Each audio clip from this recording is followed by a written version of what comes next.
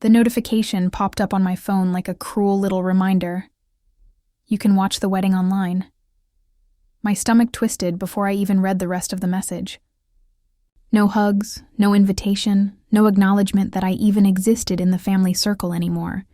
Just a link, a cold, impersonal link to watch them celebrate without me. I stared at it for a long moment, feeling that familiar ache, the one I'd carried quietly for years, the one that whispered, "You're always last." My parents had always had favorites, and I knew my position. Birthdays overlooked, holidays skipped, achievements barely acknowledged. I could almost see my younger cousin, grinning in the spotlight, while I hovered in the shadows, silently counting the ways I had been ignored. Anger rose alongside the hurt. I felt invisible, yes, but also sharp and aware. Every tiny injustice I had endured flashed in my mind like a montage, and despite the initial shock, a plan began to form, quiet and deliberate. I couldn't help but replay the memories, each one a little dagger tucked neatly into my chest. The year I turned 12, my parents threw a huge party for my older sister, complete with a live band, while my birthday went almost entirely unnoticed. Just a card shoved into an envelope and a rushed happy birthday as they passed by.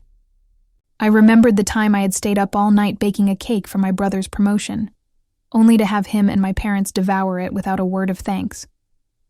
I remembered the constant comparisons. "Why can't you be more like your siblings?" they'd say, as if my worth was measured in accolades I hadn't earned and money I didn't have. My sister's wedding would be no different, I thought. Lavish, meticulously planned, everything designed to showcase her and highlight my absence. Even as a child, I had noticed the inequality, the way gifts, attention, and even affection seemed to flow unevenly, like some cruel river only reaching certain people. Each memory made my chest tighten, my hands clench. The injustice wasn't new, but feeling it again in real time made it sting all the more. And yet, somewhere deep in the anger and the hurt, I sensed that this time I wouldn't just watch. I sat at my laptop, fingers hovering over the trackpad, heart hammering in a rhythm that made it impossible to breathe normally. The browser loaded slowly, each second stretching into an eternity. "Are you really going to watch that?" my friend Mia asked over the phone, her voice a mix of concern and curiosity. "I mean, you don't even want to be reminded, right?" I laughed bitterly, not taking my eyes off the loading screen.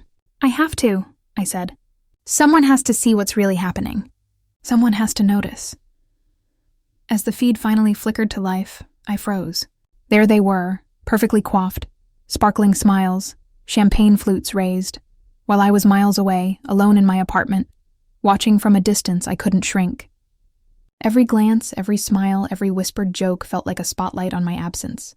I caught my mother rolling her eyes subtly at me during a video call, my father leaning toward my sister, whispering something that made her laugh.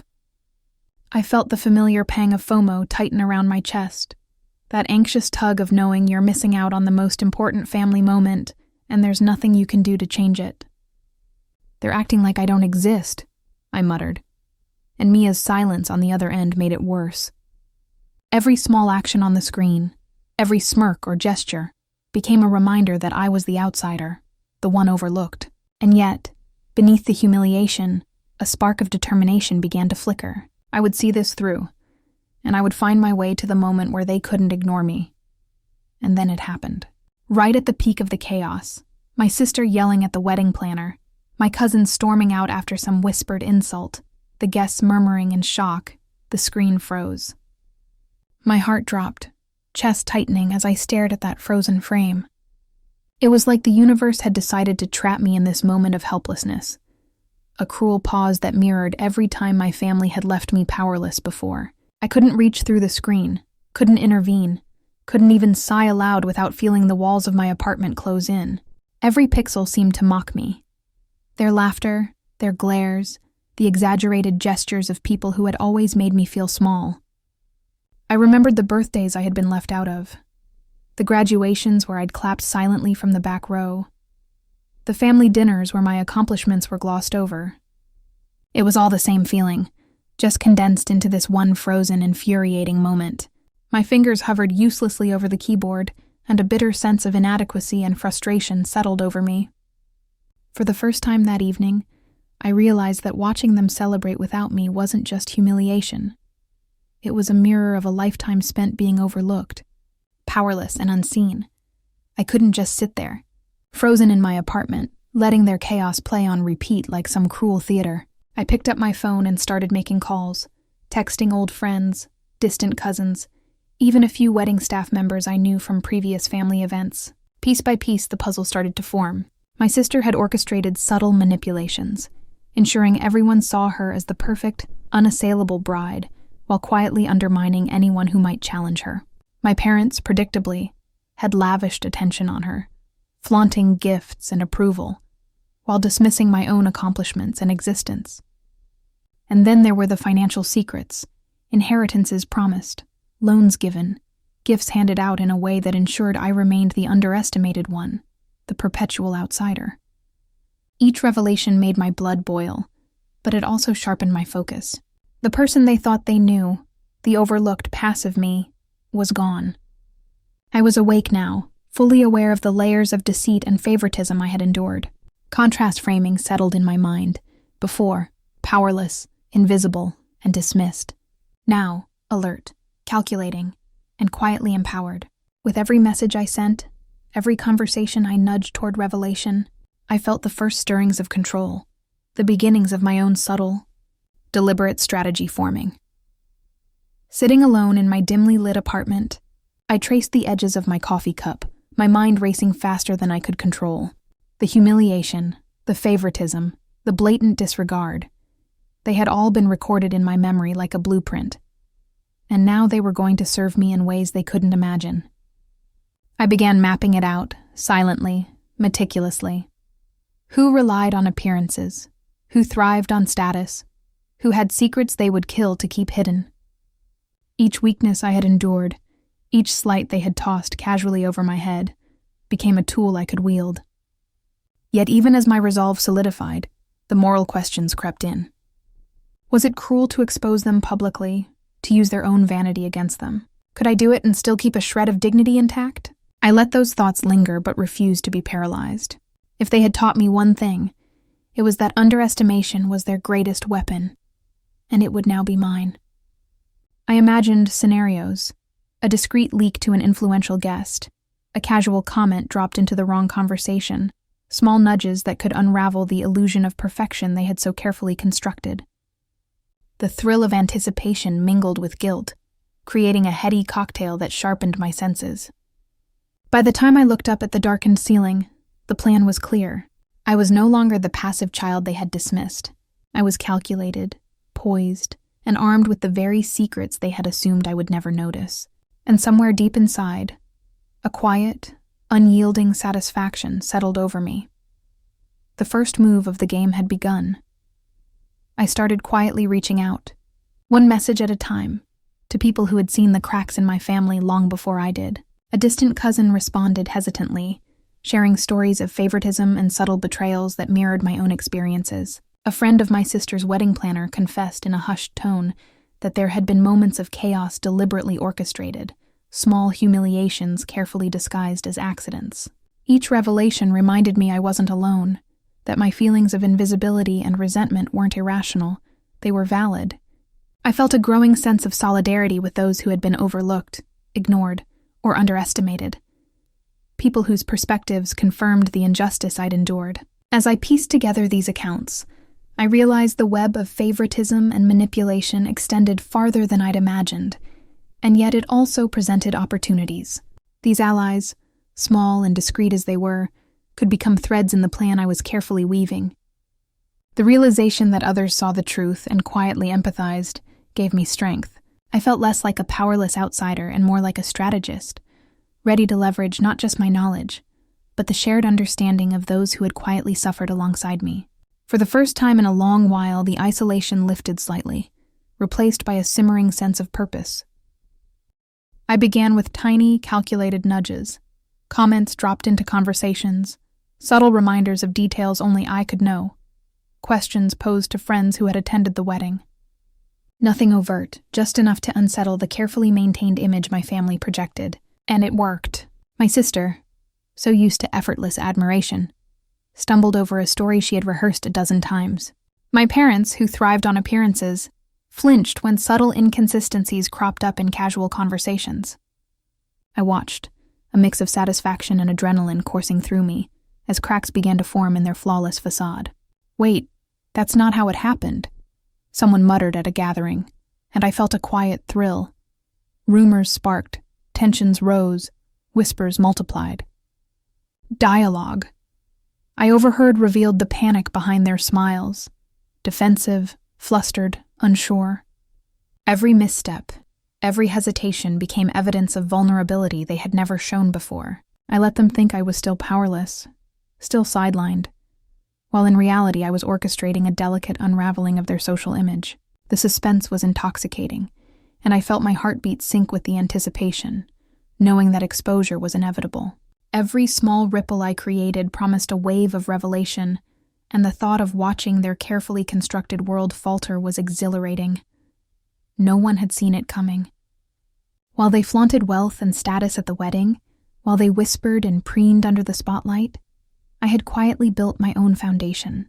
The inheritance my parents had tried to hide, tucked away in accounts they assumed I'd never touch, had grown into something substantial. My promotion at work, unexpected and hard-won, gave me social leverage I had never imagined I'd command so quickly. Even my closest friends, who had always encouraged me quietly, were now aware of the resources and influence I possessed. I began dropping hints strategically, subtle mentions of new opportunities, casual acknowledgments of success that left my family's allies blinking in surprise. The shift in power was electric. Their confident sneers faltered, replaced by cautious glances and hurried reassurances. For the first time, I felt the weight of being underestimated as an advantage. The sister who had mocked my lack of status, the parents who had always prioritized appearance over substance. Suddenly, I held cards they hadn't realized existed. The second reversal was complete. The invisible, overlooked child was no longer powerless. Every whispered doubt, every miscalculated gesture on their part now threatened to expose them, and I savored the quiet thrill of knowing the tide had turned in my favor. By the time the post-wedding celebration rolled around, I had settled into a calm, almost unshakable composure. I arrived not to confront, but to observe, to let the events unfold while I quietly held the knowledge they didn't suspect I possessed. Every laugh, every strained smile, every whispered conversation now carried a new weight. I could read between the lines, see the cracks they tried so desperately to hide. When I shared small, seemingly innocent updates on social media, carefully worded and timed, the effect was immediate. Friends and distant relatives began noticing inconsistencies, subtle hints of manipulation or favoritism that my family had assumed would remain hidden. The contrast between their embarrassment, tight smiles, darting eyes, awkward justifications, and my calm, measured presence was stark. Each subtle revelation spread like a quiet shockwave, and I felt a rush of anticipation, knowing that the final exposure was drawing near. The suspense tightened around the room and online alike, every interaction a thread in the unraveling tapestry I had orchestrated. For the first time, I sensed a palpable shift. The family who had always overshadowed me was now navigating a space I controlled, unaware of the storm I was quietly building. The moment arrived quietly, yet it carried the weight of every slight, every whispered insult, every instance of favoritism I had endured. I didn't storm in, didn't announce my intentions. I let the evidence speak for itself, dropping carefully curated messages, documents, and eyewitness accounts into conversations and social media posts in a way that couldn't be ignored. The reactions were instantaneous. My sister's confident smile faltered, her carefully rehearsed composure cracking as friends and relatives whispered among themselves, connecting dots she had assumed were invisible. My parents shifted uneasily, realizing that their decades of favoritism and selective acknowledgement had been laid bare, their reputations quietly unraveling before the very people whose admiration they had sought. Gasps, incredulous murmurs, and stifled exclamations filled the room and the comment threads alike. The sense of karmic justice was intoxicating. The people who had dismissed me, who had underestimated and marginalized me, were now confronted by the reality they had long denied. I felt the weight lift from my shoulders as vindication settled deep in my chest, a calm, empowering certainty replacing years of insecurity and pain. Shock rippled through the family, leaving them exposed, humbled, and silent. And for the first time in what felt like forever, I allowed myself a private smile, quiet, satisfied, and completely mine. After the dust settled and the murmurs faded, I found a quiet corner to breathe, letting the weight of everything sink in. The humiliation, the favoritism, the years of being overlooked, they were still there in memory, but their power over me had faded. I realized that justice wasn't about revenge alone. It was about reclaiming my sense of self, asserting my worth, and finally seeing the truth for what it was. My family remained complicated, imperfect, and stubborn, but I no longer needed their approval to define my happiness or confidence. I had navigated the storm, learned their patterns, and emerged stronger, smarter, and more in control than I had ever been. Bittersweet satisfaction settled over me. I had won in a way that didn't just humiliate them, but also elevated me. As I reflected on the journey, I felt relief, pride, and a sense of liberation mingling together, leaving a quiet warmth that had nothing to do with validation from anyone else. In that stillness, I understood that empowerment was a personal victory, one that no one could take away. And the knowledge gave me a sense of freedom that had eluded me for years. Life didn't suddenly become perfect, but it moved forward with a rhythm I finally controlled. I pursued opportunities I had once hesitated to take, fueled by the confidence I'd earned through careful observation and quiet strategy. Promotions, new friendships, and creative projects all fell into place, not because anyone handed them to me, but because I had learned to navigate the world on my own terms. The family still existed, with its favoritism and petty rivalries, but I no longer allowed their judgment to dictate my self-worth. Occasionally, there were moments of tentative reconciliation, a kind word, a casual acknowledgement, but I approached them cautiously, aware that my boundaries were now my strongest asset. Independence had become both shield and triumph, a subtle but undeniable statement that I could thrive without their approval. The satisfaction wasn't loud or dramatic. It was steady, confident, and deeply personal. I had transformed invisibility into influence, rejection into resilience, and humiliation into a quiet, enduring power that no one could take from me. Looking back, I see the full journey, the pain, the exclusion, the small humiliations that once defined me. But I also see how every moment of neglect, every whispered slight, became a lesson, a map guiding me towards strength I didn't know I had. Justice wasn't about shaming or revenge alone. It was about reclaiming my voice, asserting my worth, and embracing the power of self-respect. Empathy for myself and for those who had quietly suffered alongside me allowed me to move beyond anger, transforming it into strategy and clarity. The family who once held all the control now had to reckon with my presence, my choices, and my resilience. And as I step forward into my life, independent, confident, and fully aware of my own value, the moral is clear. Empowerment comes not from others' validation, but from recognizing your own strength. And true justice often begins with oneself.